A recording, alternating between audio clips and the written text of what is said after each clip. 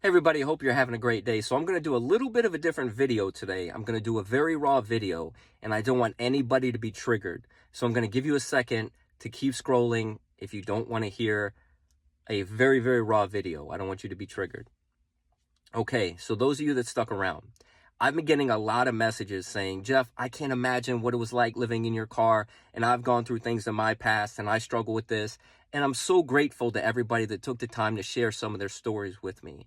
I want to share this with you. I believe that so many people are held back by their fear. They're crippled by things of the past. I think that they're embarrassed. Maybe you're scared to move forward. You're embarrassed. You feel like damaged goods. It's time for all that crap to end. Let me share some things with you, not because I'm a victim. I am not a victim. I have overcome these things, but I have taken the things that have tried to stop me, and I have let them, through the grace of God and through my mindset and coaching myself and working on myself, I have let them mold me to be the man and the coach that I am today. So let me share some things with you so you can be inspired and you can move past your fears, your anxiety, and stop being crippled by the past. I've dealt with having a stuttering problem. I've dealt with being in poverty. I've dealt with seeing family members locked up, going and visiting them in jail, having family members with drug problems, having to save family members from getting beat up when I was a little kid by their boyfriend. And then the next day in school, because when we had to call the police to stop them from beating my family member up, the kids, because their dads were police officers and firefighters and used to have to come to that house and help save me and the family member, they would say, hey, we had to save you guys last night. My dad saved your life. So then I would end up fighting the kids in school for talking about my family.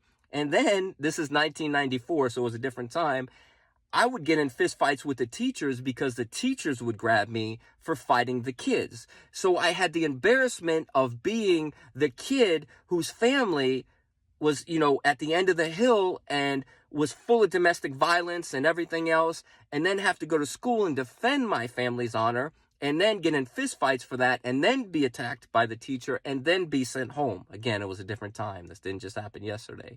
Also, I've dealt with stuttering problems. I've dealt with being homeless in my 20s. I've dealt with divorce twice.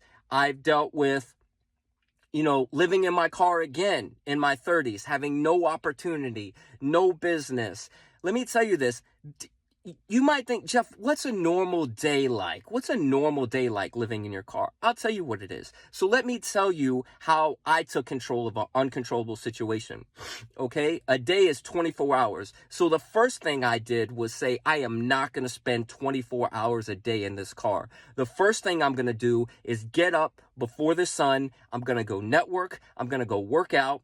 After I work out, I have no house, so I'm going to go shave at the gym. I had no money for a towel, so I dried off with paper towels because I had a shower at the gym. Then I would go and make videos and network to people and try to build my business. And I would make videos and I would do posts and I would just network, build my business, get on a podcast, build my business, network. I took control of what I could. I had no money.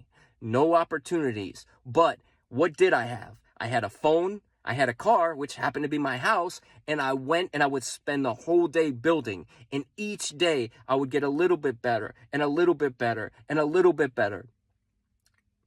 And when I would go back to that rest area at night, I would only have to spend 5 to 6 hours getting enough sleep in the car to go and do it again.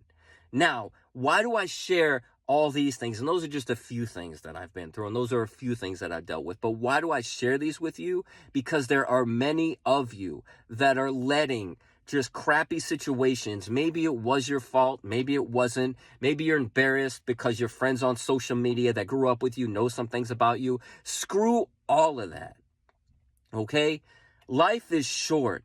You have to forgive yourself, you have to work on yourself, and you have to move on. Those dreams and those goals were put in your heart for a reason. If you're a person of faith, Jesus Christ put those dreams in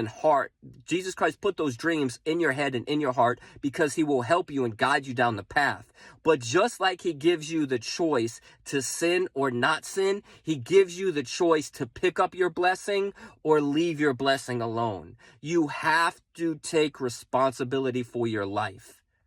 Whatever faith you have, whether you think it's God, you think it's the universe, nobody is going to come and hand you anything. You have to step up and you have to take it.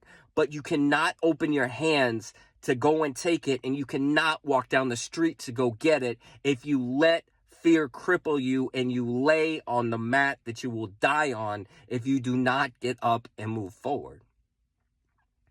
So like I said, I normally don't share videos like this, but the post about me living in my car sparked some things in people, and they've told me some things that they've been going through. If you're going through something, feel free to reach out to me. I hope this video inspired you. And again, I believe in you. Believe in yourself. And go make your dreams and your goals happen starting today.